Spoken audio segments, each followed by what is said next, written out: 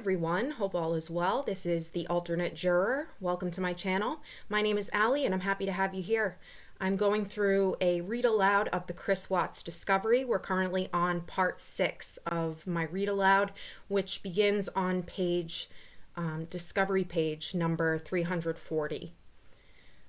Also, if you haven't subscribed to my channel, please feel free to do so, as well as hit the notification bell so that you get all of the latest videos. And if you're looking to go back and listen to the Chris Watts discovery from the beginning, please feel free. I have a playlist full of Watts discovery read aloud, and you can start from order. Without further ado, I'm going to get straight into it.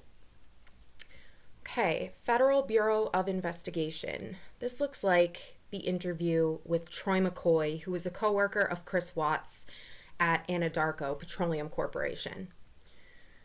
Federal Bureau of Investigation. Troy McCoy, date of birth, redacted, telephone number, redacted, address, redacted, Greeley, Colorado, 80634, was interviewed at his place of employment, Anadarko Petroleum Corporation, 501 North Division Boulevard, Platteville, Colorado. Agent Greg Zentner, once again, if you know, you know. Colorado Bureau of Investigation was also present during the course of the interview. After being advised of the identities of the interviewing agents and the nature of the interview, McCoy provided the following information. McCoy is an Anadarko field supervisor, and he has known Christopher Watts for approximately 2.5 years. Watts and McCoy have sometimes worked opposite schedules, but they have been on the same work schedule maintaining E40 oil sites or batteries since approximately October 2017. McCoy and Watts generally only interact at work, but McCoy met Watts' wife, Shanann Watts, at the 2017 company Christmas party. McCoy was aware that Shanann sold Thrive products, and McCoy's wife had also become involved with the product. McCoy believed he had been to Watts' home twice, the most recent occasion around February 2018. McCoy's children had played with Watts' daughters, Celeste and Bella. McCoy remarked that one of his children had seen photographs of Celeste and Bella on news channels following their disappearance and had asked if Celeste and Bella could come play. McCoy recalled that during his interaction with Shanann, she was often on the telephone speaking with clients. McCoy was aware that Shanann had recently spent approximately 6 weeks in North Carolina, and Watts had flown out to visit in early August. McCoy was also aware that Shanann had recently traveled to Arizona for a work trip and had just returned. Watts had told McCoy about marital problems with Shanann, but he did not elaborate in depth. Watts and Shanann loved their children, and McCoy believed they were trying to talk things out. Watts was described as humble and quiet, and McCoy never had the impression that Watts was seeing anyone else. McCoy last saw Watts Monday, August 13, 2018. McCoy and Watts were working on equipment at an oil well called Survey 319 near Roggen, Colorado.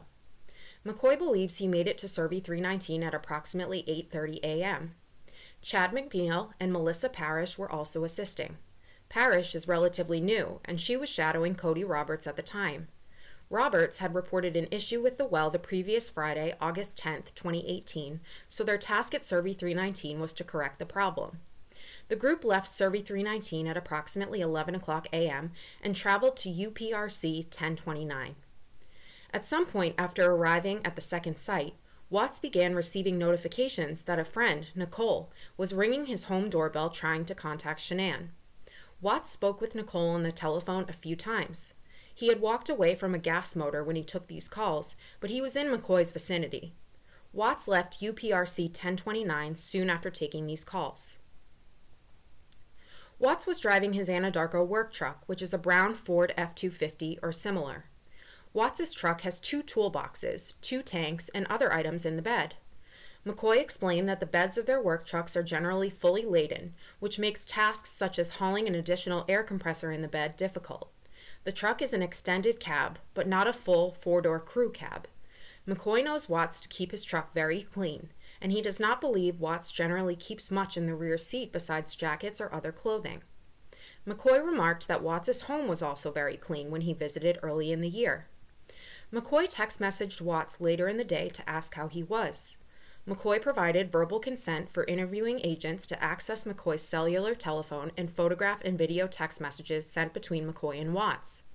Ryder began photographing messages prior to transitioning to video recording due to the amount of content.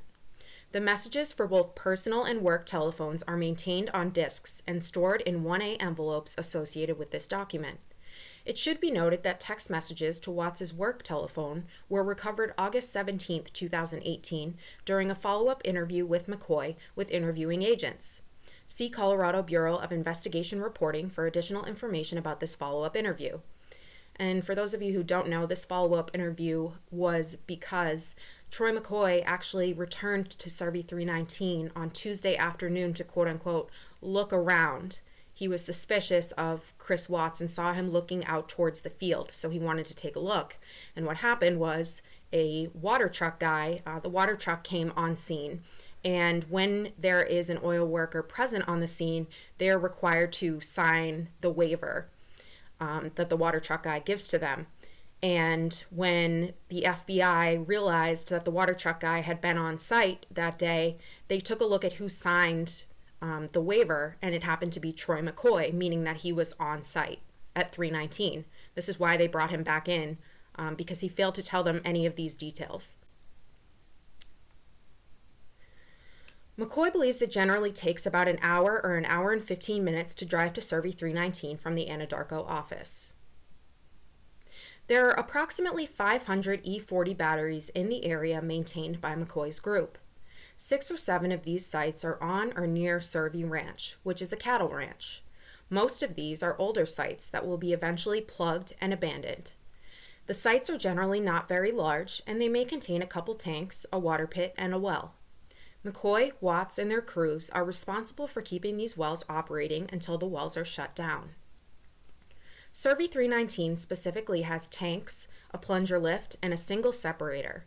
The tanks have openings that are approximately 12 inches by 12 inches, and a manway cover on the back held by 27 or more bolts.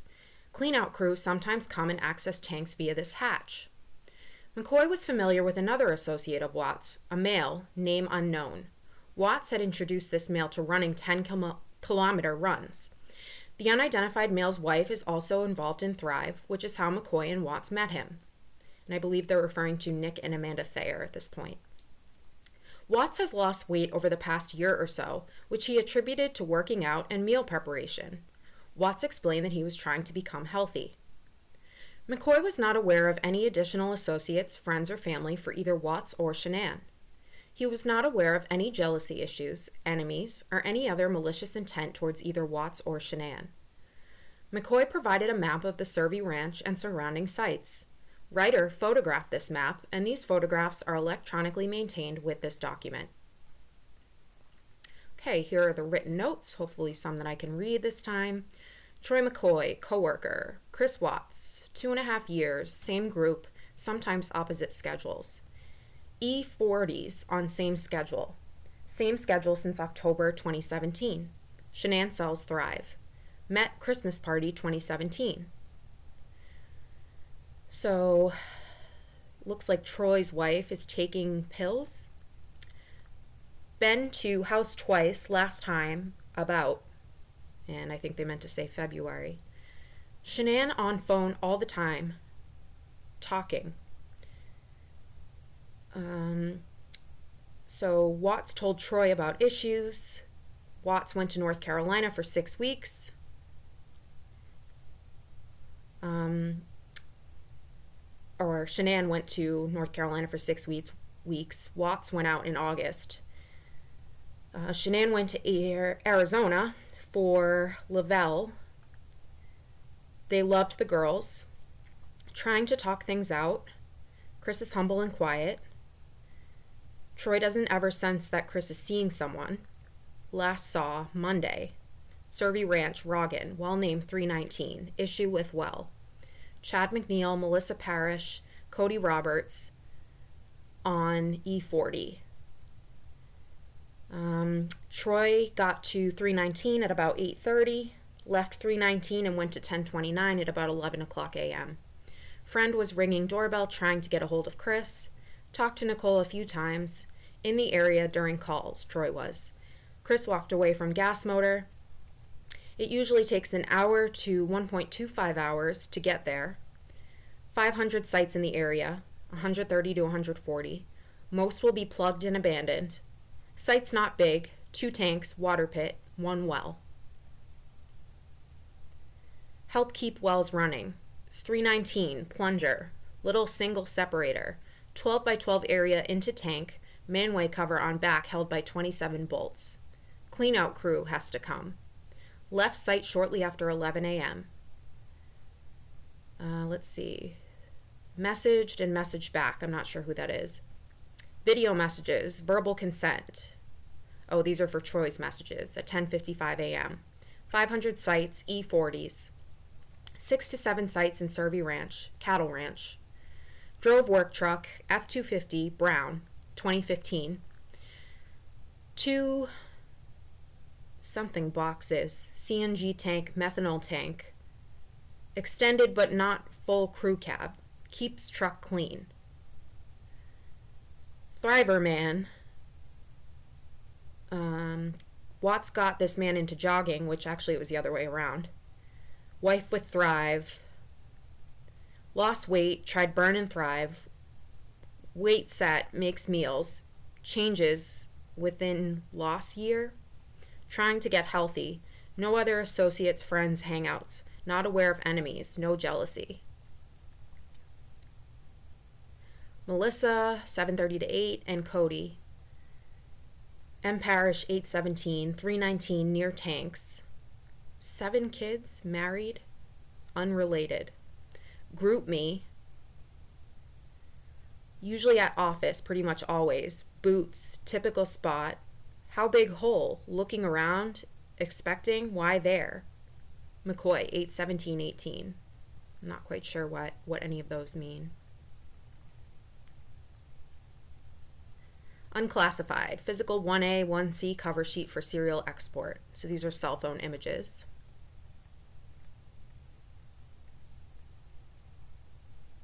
Okay, next we have FBI Supplemental 7, Jones P, report date 8/21/18, Federal Bureau of Investigation, and it looks like we're going through the interview of Luke Epple, who is Chris Watts' supervisor at Anadarko. Luke Epple, date of birth redacted, telephone number redacted, was interviewed at his place of employment, Anadarko Petroleum Corporation, 501 North Division Boulevard, Platteville, Colorado. Agent Greg Zentner, Colorado Bureau of Investigation, was also present during the course of the interview. After being advised of the identities of the interviewing agents and the nature of the interview, Epple provided the following information. Epple is Chris Watts' direct supervisor, and he has been Watts' supervisor since approximately April 2016. Watts is a field coordinator, so he is Epple's go-to person when maintenance issues arise. Epple tries to get into the oil field as much as possible, and he tends to split his time at approximately 60% in the field and 40% in the Anadarko office. Epple is essentially the foreman for Anadarko sites spanning between U.S. Highway 85, Weld County Road 22, Survey Ranch, and Denver International Airport. Epple described Watts as quiet and a great employee. Watts has never had issues about showing up to work or being on time. Watts' children have had some health issues, but Watts has always called Epple to advise him if he needed to take time off to tend to his children. Watts is an introvert, and he does not like attention. He does not get excited, but since the disappearance of Watts' family, he had appeared on edge and flustered. Watts told Epple that he had nothing to hide, and he had moved his work truck away from his house in order to protect Anadarko from any media attention. Yeah, we know why he really moved that work truck when the dogs showed up. Epple does not believe Watts has any family in Colorado, and Epple is not familiar with any of Watts' friends. Epple believes Chris Watts moved to Colorado because he and Shanann visited on vacation and liked the state. Epple is not aware of any with grievances against Watts or his family. Epple has no reason to believe anyone would jeopardize the safety of Watts' family. Watts had scheduled time off from July 31st through August 7th, 2018 and approximately June 2018. What? That doesn't make any sense. Watts returned to work on August 8th and 9th, and he took August 10th off. Watts is currently working Monday through Friday shifts, which he has worked for approximately the past year. A typical shift begins at approximately 6 o'clock a.m. or 6:30 a.m. and ends at 3 or 3:30 p.m. An employee's shift begins when the employee arrives at either the office or the work site, and this is largely based on an honor system. Employees input time information into an online time card. Watts does not work weekends. Watts does not generally discuss his personal life, to include his wife, with Epple, and he generally does not talk much. Epple and Watts do not associate with each other outside work. Epple considers an employee's personal life to be personal, as long as it does not affect work performance. Epple was aware that Watts was having some marital issues, but he was not aware of specific details. Epple last physically saw Watts on or about Thursday, August 9th, 2018. After Watts' family was reported missing, Watts told Epple that he may be staying with a friend in the event Epple saw unusual activity on his work truck's geotab monitoring. Epple explained that Watts was aware that his truck had GPS monitoring that was tracked by Anadarko. Work trucks can be used for minor deviations to and from work, and Watts told Epple that he would not be staying too far from his home address. Epple explained that geotab pulls location data approximately every 5 to 100 seconds. Geotab documents other information, such as when the vehicle is turned on and off. Anadarko switched to Geotab from another provider in approximately May or June 2018. On Monday, August 13, 2018, Watts went directly from his home to Survey Ranch 319 with follow-up work at Union Pacific Railroad Company, UPRC 1029. Epple is not sure when Watts actually arrived at Survey 319. Epple generally arrives at the Anadarko office around 6 or 6:30 a.m., and he saw Chad McNeil and Melissa Parish at the office at approximately 6:30 a.m. on Monday. Epple believes that Watts posted on GroupMe that he was at Survey 319. Maintenance at Survey 319 and UPRC 1029 on Monday the 13th was basic routine stuff. Watts and the other operators were troubleshooting a line at Survey 319, which should be easily accomplished. Operators would have a checklist to follow that would likely take a couple of hours to complete. This would involve isolating the problematic line in order to repair it. Survey 319 and UPRC 1029 are not monitored by video or any method of access control. Watts left the batteries in the early afternoon. Watts called Epple and told him something to the effect of, "I can't get a hold of Shanann. She's not home and she should be there." Epple heard from Watts via telephone again later Monday. Epple's superintendent had asked Epple how Watts was doing, and Epple requested an update from Watts. Watts explained that his wife's wallet, purse, keys, and identification card were at his house. Watts had gone to his neighbor's house and asked to review the neighbor's security camera. Watts noted that he had not seen any activity except when he got into his work truck in the morning and departed for work. Watts had discussed returning to work with Epple. Epple had devised a potential plan that would have involved Watts shadowing Epple, but that plan was ultimately denied by Epple's supervisor, Tony Husky. Epple did not recall Watts saying anything odd following the disappearance of his family. Watts appeared to be flustered during phone conversations with Epple following the disappearances. Epple provided verbal consent for interviewing agents to review and record the content of text messages sent between Epple and Watts. These messages are maintained on a disk in a 1A envelope associated with this document. Okay, written notes, 8/15/18. Luke Epple, Supervisor, 2016, April 2016. Great employee, quiet, never issues showing up early or late. Kid sick, taken time to call. 5/2, schedule Monday through Friday. For about the last year, doesn't work weekends. Field coordinator, go to. Tries to get in field, 60/40. That's Luke. Doesn't discuss personal life, doesn't talk about wife, don't hang out. Told Luke about issues, might be staying with friend, aware vehicle had geotab, wouldn't be far from home. Truck for limited personal errands, went straight to field, Survey Ranch, Survey Federal 1029, 8, UPRC 319, Union Pacific Railroad. Foreman, Highway 85, Survey and Prospect, CR 22 North to DIA, South. Start 6 to 6:30 a.m. End 3 to 3:30 p.m. Clock starts, parking lot of office, location. Honor system, online time card. Not sure actual arrival. Chad and Melissa in 6:30-ish at office on Monday. Chris didn't check into office. Group me said at site. Didn't elaborate. Personal life stays personal, not affecting performance. Doesn't think family in state, not sure about friends. Came to Colorado for vacation, really liked.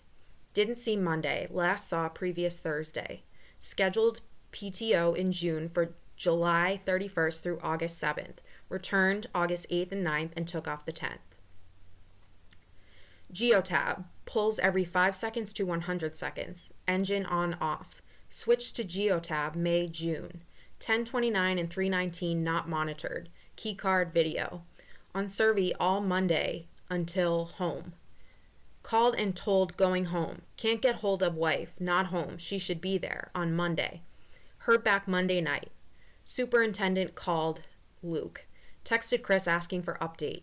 ID, wallet, purse, keys, there. Doesn't get excited. Introvert. Doesn't like something. On edge, flustered. Nothing to hide. Moved company pickup away from media. Went to look at neighbor's camera. Got in work pickup and left. No activity on camera. Reviewed at neighbor's. Monday, basic routine stuff. Troubleshot line leak, survey site. Should be able to do fairly easy. Checklist before starting. Took couple hours, typical. Isolate line and pressure up. No bad blood with anyone. Mid-year, okay, quiet, but gotta speak up. No fears for wife, no safety concerns for kids. Wants to get back to work. Would have shadowed, but trumped by Tony. Didn't say anything odd. Flustered on phone. Reached out to in-laws. Verbal consent since May 2018. Okay, here's another cover sheet for serial export of cell phone images.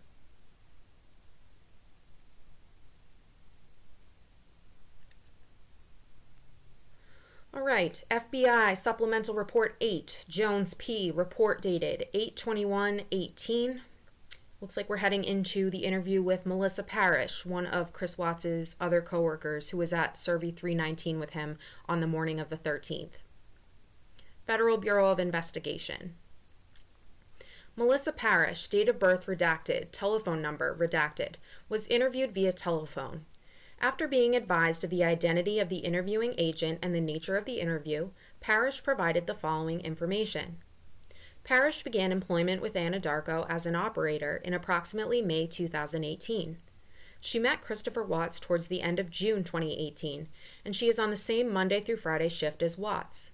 She generally sees Watts about once a week during the course of her training in the oil field and at the office. Parish is aware that Watts is married with kids. She knew that Watts' wife was recently out of town. Watts talked about his daughters with Parish on occasion, and his daughters seemed to be his world. Parish described Watts as very knowledgeable, hardworking, and easygoing. She never observed him complaining about family, home life, or other matters, and she observed him to joke a lot. Watts' nicknames were the Silver Fox due to his appearance and the Rain Man due to his extensive work knowledge.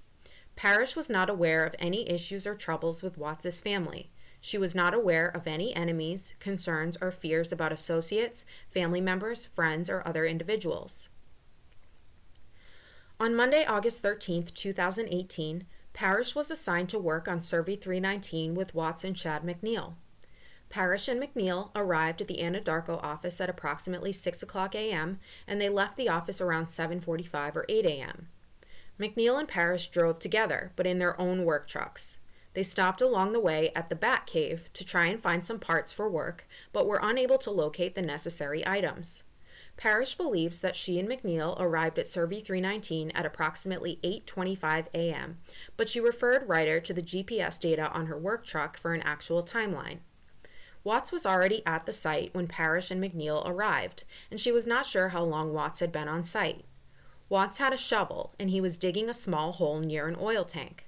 Parish believes the hole was approximately a foot wide and 6 to 8 inches deep. This was Parish's first time at Survey 319, so she was not aware of anything strange or unusual at the site. Survey 319 contains 2 tanks, a pit, and a separator. Watts greeted everyone and explained what was going on with the equipment. Parish did not notice anything odd about his behavior. He did not appear tired or different than normal. Watts told Parish that he went to Colorado Rockies game on August 11, 2018, and he told her about a walk-off home run. Watts did not describe his seats, who he was with, or any additional details. It was an evening game, and he had hired a babysitter to watch his daughters. Watts did not say much else beyond these discussions. After some time at Survey 319, Watts, Parish, Troy McCoy, and McNeil departed and went to a second site. At some point while at the second site, Watts went to a truck to take a call. He did not explain the content of the call to Parish. Parish observed that the bed of Watts' pickup truck was full of equipment, but she did not observe the interior of the cab. Parish was provided Ryder's contact information, and she was asked to call should she recall additional information. On August 16, 2018, Ryder received a follow-up call from Parish. Parish never observed Watts travel directly from his house to the oil field. She often encountered him at the office in the morning prior to leaving for sites. She did not recall him sending out a message via GroupMe that he was at Survey 319, and she believes he usually sends a message to the group when he's in the field. McCoy had told her Watts had a new pair of boots that he had been wearing. Parish had not seen this new pair of boots. On Monday, August 13, 2018, Watts was wearing an older pair of boots with his pants tucked in. Parish had observed that Watts normally wears his pants over his boots. Parish asked Watts about this, and he replied that he was worried about snakes and legless lizards. Parish did not believe Watts was sweaty or complaining about the heat. Watts was sociable Monday. He spoke about the Rockies game, and he joked with McCoy. During the course of repairing the equipment, Watts released the pressure release valve, PRV, which caused some oil to spit out. Parish had observed Watts to be meticulous with cleanliness, but on this occasion he did not clean the spill. Parish and McNeil departed to a second site while Watts was still at Survey 319. Later in the day, Parish went back to Survey 319 to evaluate the equipment as repairs had not been fully completed. She noticed that the PRV had not been wiped clean, which she thought was unusual given Watts' propensity to clean messes and spills. Parish wanted Ryder to be aware that she and McNeil had returned to Survey 319 again on Tuesday, August 14, 2018 at approximately 7:30 or 8:30 a.m. in order to check on the equipment. All right, here are the written notes. Melissa Parish, known Chris, couple of months, end of June. Operator, started in May with Anadarko. 5'2", and can work. Bounce around, just generally work. Weekly encounters with Watts. Saturday's game at Coors Field, saw walk-off home run. Didn't say who with, no other details. Didn't say anything about seats, hired sitter, evening game. Survey 319. Had kids, wife out of town. Didn't notice odd. Very knowledgeable, hard worker, never complains. Easygoing, joking, Silver Fox and Rain Man, nicknames. Never angry, no complaints about family, home life, etc. Girls his world. With chat on Monday, arrived to office at 6:04 a.m., left office at 7:45 or 8 a.m. Stopped at Batcave, arrived at site around 8:24 a.m. Tried to find but didn't. Chris out by self, no indication of timeout. Shoveling out around tank, at foot in depth, around a foot wide, 6 to 8 inches. First time at site, nothing strange around. 2 tanks, pit, separator. Not sure about fracking. Not tired, said hi to everyone, explained what was going on. Didn't say anything. Went to second site, arrived at same. In separate trucks, didn't see in cab, bed full. No odd at second site. Moved to truck to take call, didn't say what was about. No indication about troubles at home. Not aware of enemies. No fears or concerns. Talked about girls. This is 8:16 when Melissa called back. Doesn't know Chris to ever to go straight to the field. First seen him go straight to field. No message Monday. Usually says in the field in GroupMe. Troy had said that Chris got new boots, but not wearing them. Scared about snakes, legless lizards. Normally pants over boots. Monday, pants tucked into boots. Didn't notice sweat or heat. Hasn't seen in new boots. Still sociable, talked about Rocky's game. Joking with Troy. Released PRVs, pressure release valves. Spat oil. Usually meticulous about cleanliness. Could see where spill. Later went to second sight, and Chris was still there. Went back to Survey 319. PRV not wiped down. Unusual.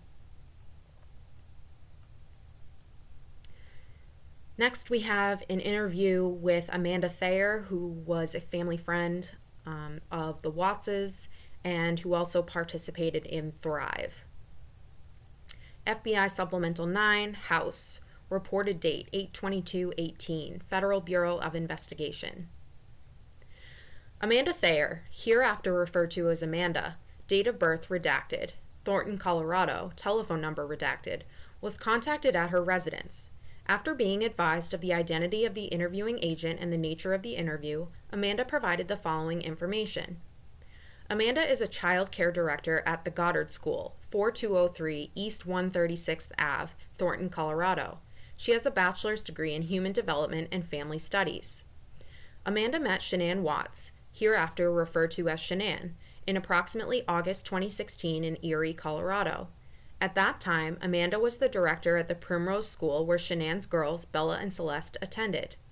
Amanda got to know Shanann as a parent of the girls. Amanda and Shanann talked every day at drop-offs and pickups. Amanda gave Shanann her telephone number to arrange playdates. Their first playdate was in February 2017, which was attended by Amanda and Shanann, as well as their husbands, Nick and Chris Watts, hereafter referred to as Nick and Chris respectively. Their friendship blossomed. They talked every day and hung out 3 out of every 4 weekends. Their girls became close as well. Shanann sold products from home through a company called Lavelle. Lavelle salespeople are known as Thrivers. Shanann and Amanda communicated via telephone, text, and in person. They texted daily and talked on the telephone almost daily. The Thayers previously lived near Shanann in Frederick, Colorado. When the Thayers moved to Thornton, Colorado in June 2018, Amanda and Shanann talked less since Amanda was busy with work and the move. Amanda started employment at the Goddard School in March 2018. Amanda saw Shanann approximately once per month since moving to Thornton. Chris and Shanann came to the house, and the two families attended Movie in the Park night in Frederick in June. Throughout the duration of the interview, Amanda referred to her cell phone to aid in the recollection of dates, times, and context of phone calls, travels, and text messages. Shanann and Chris went to San Diego on 6/22/2018 for the weekend and came home on 6/25/2018. Shanann's dad came to visit on 6/28/2018. On approximately 6/29/2018, Shanann, the girls, and her dad flew to North Carolina to visit family for 6 weeks. They returned home around 8/04/2018 or 8/05/2018. Last Thursday, 8/10/2018, Shanann traveled to Arizona and got home Monday morning. Amanda stated the last time she saw Chris was on 7/4/2018 at the Thornton Recreation Center for the fireworks show. Amanda went with Nick and her daughter, Amelie, and her brother-in-law and sister-in-law. At that time, Shanann was in North Carolina. Amanda overheard Chris talking to Nick about Shanann trying to FaceTime Chris, but the service wasn't great. Chris was telling Nick he tries to hide if he's having any fun when Shanann's out of town because it upsets her. Chris further stated that if he doesn't answer his phone, like when he's in the shower or working out, Shanann gets upset. Amanda had a telephone conversation with Shanann just before Shanann and the girls left for North Carolina. Shanann told Amanda that she and Chris were very close, like their hands were all over each other. Amanda's brother recently passed away, and Shanann had been comforting her recently. On Thursday, 8/9/2018, Amanda texted Shanann to see if she was available for a 3-way call to discuss Lavelle business issues. Shanann responded by text, saying she was available, then stated, "Sorry for being so distant, a lot is going on personally." Amanda asked if she was okay and if she wanted to talk. Shanann responded, "Way too much to text." Amanda asked Shanann to call her. Amanda and Shanann began a phone conversation on 8/9/2018 at 7 a.m. Amanda stated the following about that conversation. The first week Shanann and the girls were in North Carolina, she and Chris had a lot of phone sex at that time. Shanann also said there was an incident involving Chris's mother involving ice cream. All the grandkids were over at the house and the girls wanted ice cream. However, Celeste is allergic. One of the other children got ice cream with peanuts and Celeste asked for some. When Chris's mom said no, an argument between Shanann and Chris's mom ensued about Shanann coddling Celeste and about the treatment of her kids in general. Chris flew to North Carolina to join the family during the last week there. Chris was very distant. He didn't run to her and kiss her at the airport when they picked him up. Chris was not interested in taking pictures together, which was very unusual. At certain times, Chris didn't want to hug her and told her he didn't want to. Chris was not communicating, and Shanann felt lost. While in North Carolina, Celeste had a birthday party. Chris's mother and father didn't show up, and also didn't text Shanann or Chris. Since that time, Chris started to get distant from Shanann. Shanann thought Chris's parents loved the other grandkids more than Celeste and Bella. It was a burden for them to talk to Celeste and Bella. Chris's parents also did not attend Shanann's and Chris's wedding. Chris told Shanann that Shanann was putting a barrier between Chris and his dad. Chris told Shanann that they just were no longer compatible. Chris told her he didn't want the baby. He just wanted it to be the other two girls. Chris told her he wasn't sure if he wanted a third child. Shanann asked Chris why he wanted another child if he felt that way about her. He said he thought it would fix the relationship. They were having a lot of sex prior to the North Carolina trip. Shanann and Chris were both happy, and Chris was excited about the baby. Chris said he was considering separating from Shanann. Shanann asked Chris to see a therapist, but he refused. Shanann was 100% against separation. Chris wouldn't talk to her.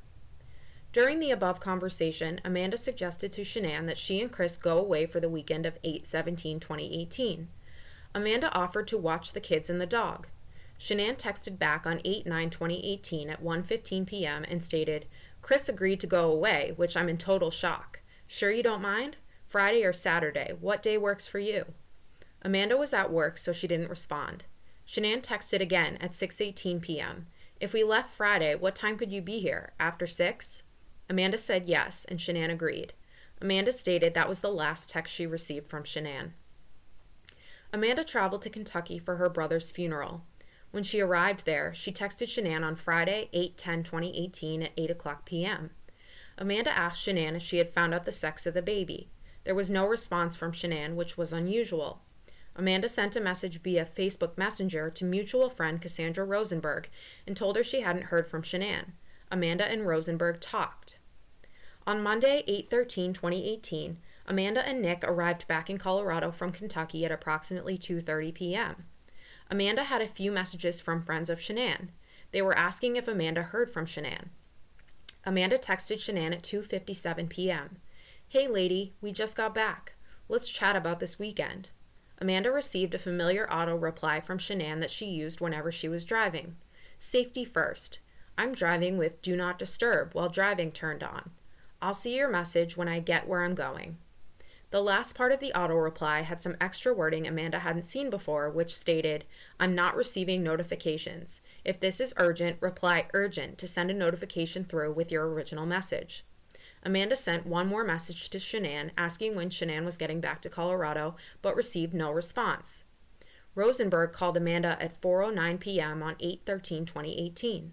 They talked about Shanann being missing and shared thoughts. At 4:17 p.m. on 8/13/2018, Nicole Utoft called Amanda. Utoft is also a Lavelle Thriver. Utoft was upset about Shanann disappearing. Utoft talked to the police. Utoft told Amanda that Shanann's purse, car, phone, and the girls' medications were all at the home. Utoft was aware of the neighbor's security camera, which showed Chris backing up his truck and heading to work. Utoft said Chris had stuff in his garage for work. Utoft told Amanda that Chris's story had changed. Chris said Shanann was leaving with the girls for a playdate at 5:30 a.m. Amanda stated she could not recall what other story Chris had told. Utoft further told Amanda that Chris told Rosenberg one thing and told Utoft another thing. When Amanda and Nick arrived home from their Kentucky trip and were unpacking, they were worried about Chris, so Nick texted Chris. Amanda and Nick decided to go see Chris. They arrived at Chris's house around 6 or 6:30 p.m. They asked Chris what happened and where was Shanann, what was known and not known. Chris's phone was blowing up. While standing inside the home near the doorway, Chris told Amanda and Nick the following. Chris and Shanann were having problems and were separating. Around 4:00 a.m. that morning, Chris got up for work and Shanann got up with him. He wanted to get it out and be done with it. Chris told Shanann he wanted a separation and wanted to sell the house.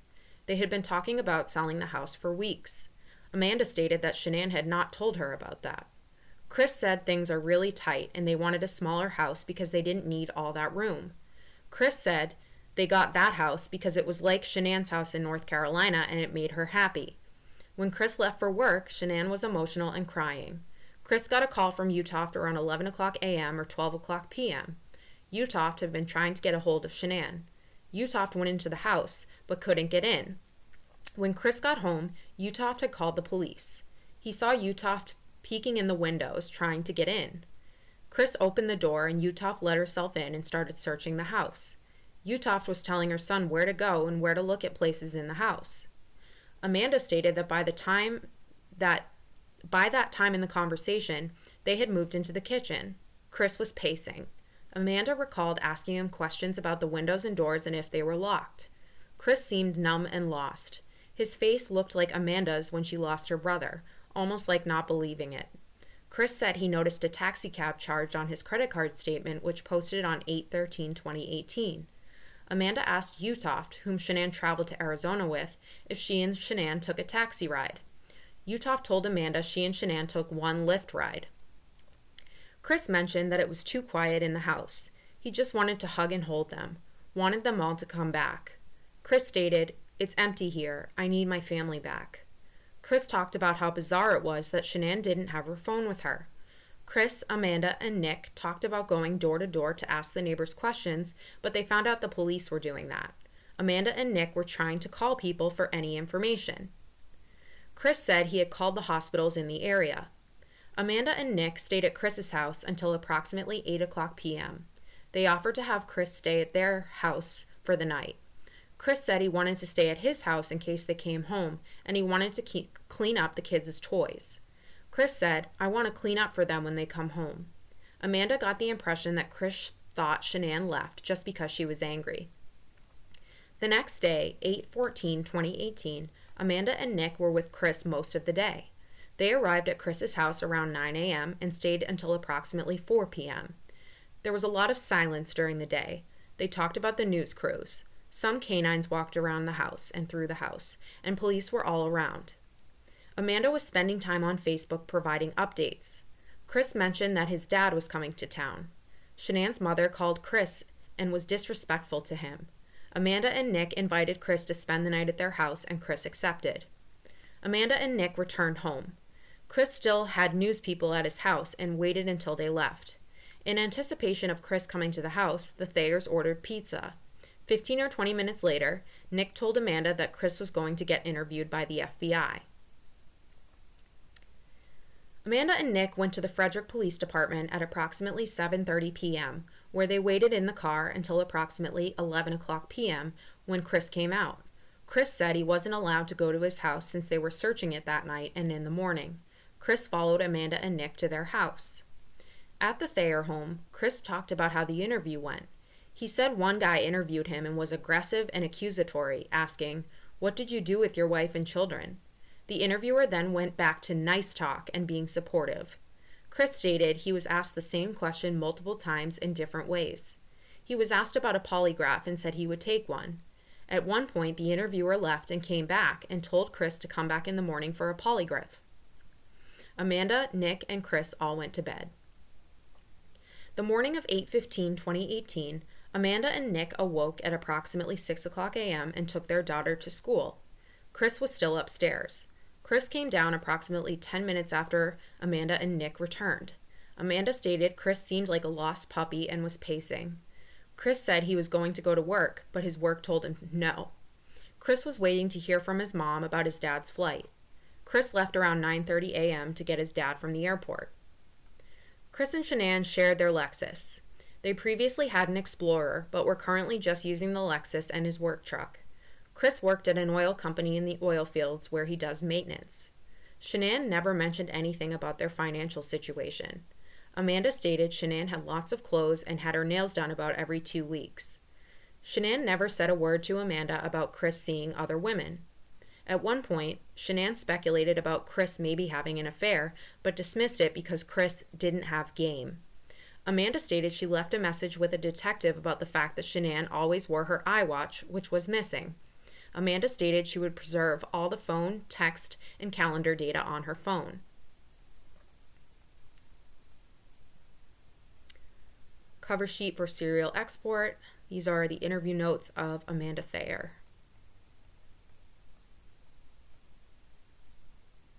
File note. Notes corresponding to House Report 9, dated 8/22/18, have been requested and will be provided upon receipt.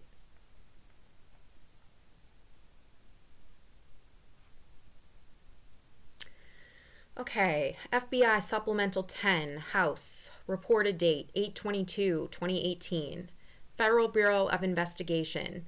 This is the interview of Nicholas Thayer, who is the husband of, I forget what her name is, Amanda Thayer, and who ran with Chris. Nicholas Thayer, hereafter referred to as Nick, date of birth redacted, Thornton, Colorado, telephone number redacted, was interviewed at his residence. After being advised of the identity of the interviewing agent and the nature of the interview, Nick provided the following information. Nick is employed as a media director for Prop Inc., 7600 East Orchard Road, Suite 300, South Greenwood Village, Colorado. Nick obtained a high school diploma. Nick's wife, Amanda Thayer, hereafter referred to as Amanda, and Shanann Watts, Shanann, set up a playdate for the kids in approximately April 2017. Nick met Chris Watts, Chris, at that playdate at the park in Frederick. That summer, the Thayers saw them almost every weekend at each other's homes and going out to dinner. In the fall of 2017, Chris started getting into running. Nick and Chris ran at times through the winter on weekends. Chris said he was working out at the Frederick Recreation Center. Which I never heard before. So that's where he was working out before he had a gym at home. They didn't share much personal talk. Chris was self-contained and didn't offer much. Nick was also friends with Shanann.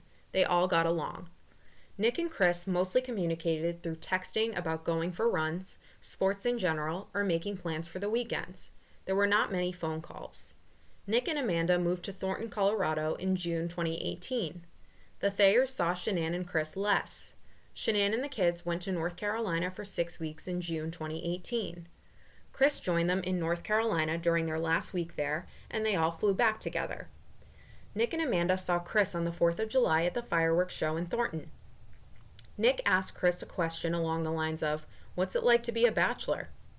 Chris responded that it was weird being in an empty home and that he was working out all the time.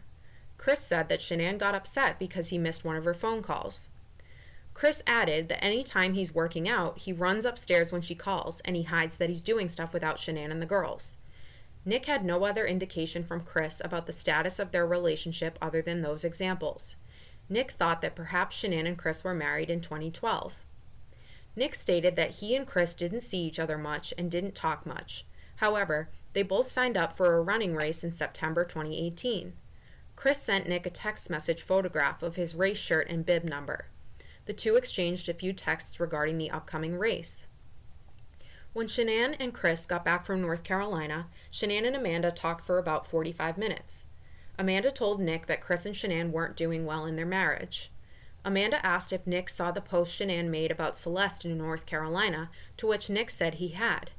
Nick and Amanda thought maybe that issue was part of the problem. Nick was aware that Shanann didn't get along with Chris's parents. Nick received a text from Amanda while he was at work. Amanda told him that Shanann wanted them to watch the kids while Shanann and Chris went away for the weekend of 8/17/2018. Nick said okay. Nick and Amanda got back from their Kentucky trip on Monday, 8/13/2018, around 3 o'clock or 4 o'clock p.m.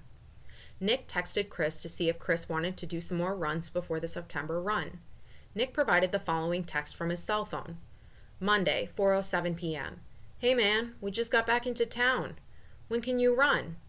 Chris responded, Not sure, man. I can't find Shanann or the kids. Haven't heard from them all day. Cops are here. I will keep you posted.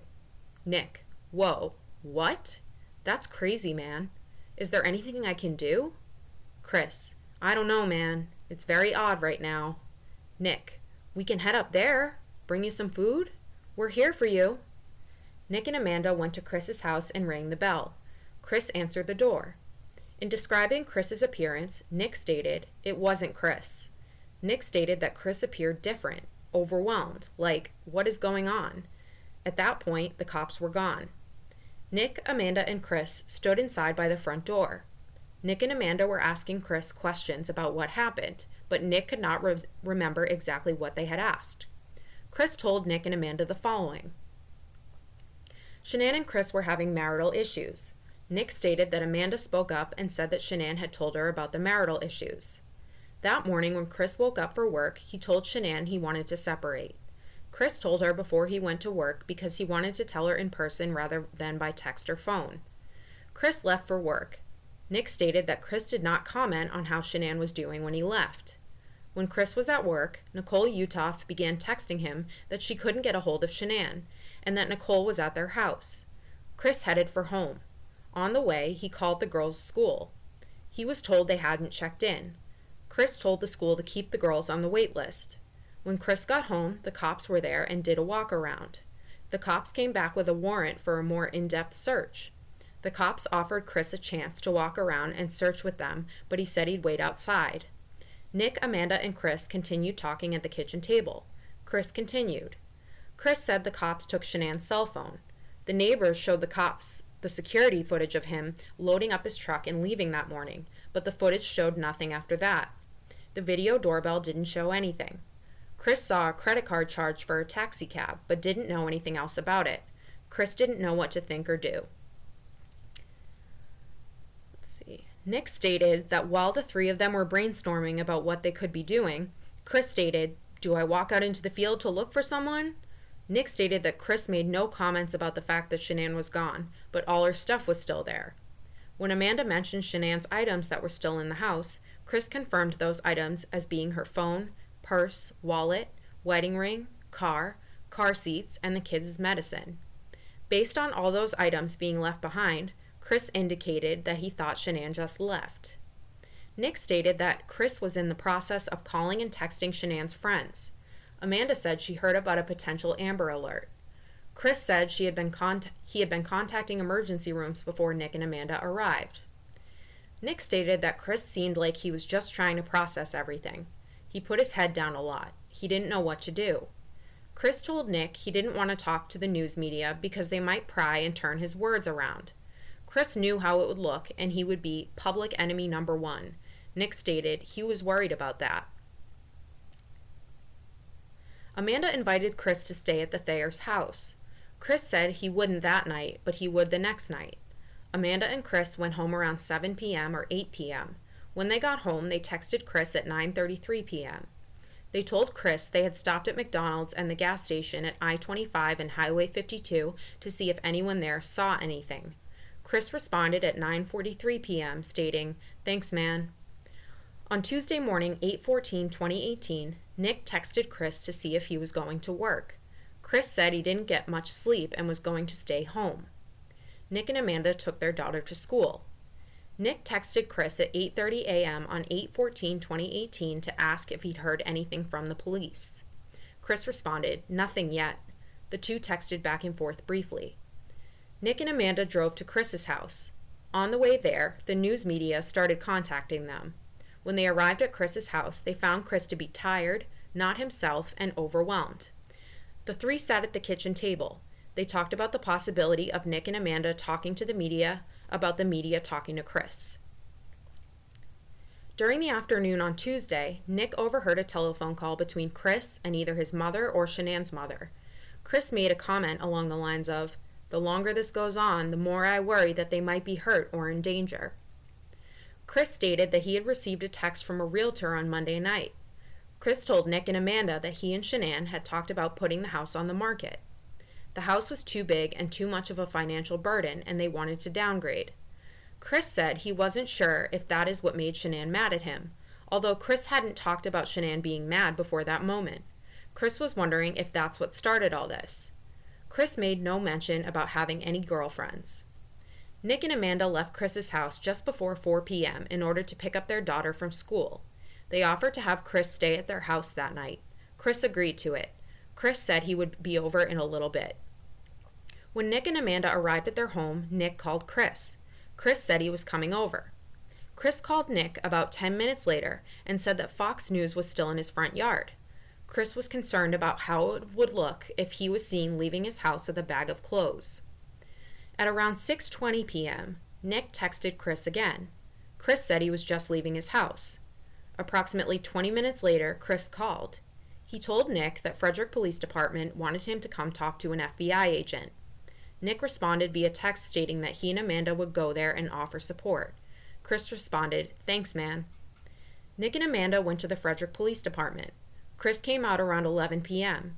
Chris gave a brief summary of the interview, but they all decided to talk more once they got home. At the house, Chris said the interview was intense. He stated it was like being interviewed by 3 people, all by one person. He stated they had his phone and asked him all about stuff in his phone. They asked him about his weight loss and who is she? They would disappear for 15 minutes and would start over when they came back. He was getting the same questions in a different form. He was grilled and asked, "So why'd you do it?"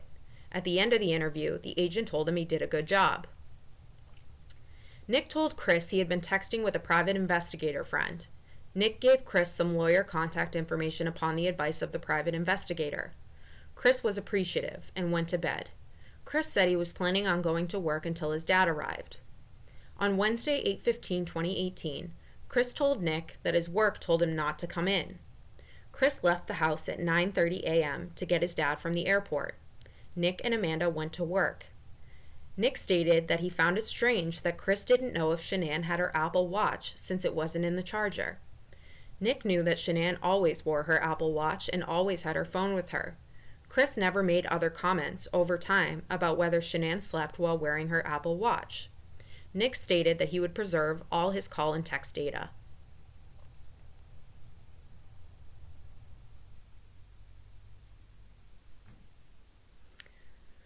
All right, 1A, 1C cover sheet for serial export, and the export is the interview notes of Nicholas Thayer. File note. Notes corresponding to House Report 10, dated 8/22/18, have been requested and will be provided upon receipt.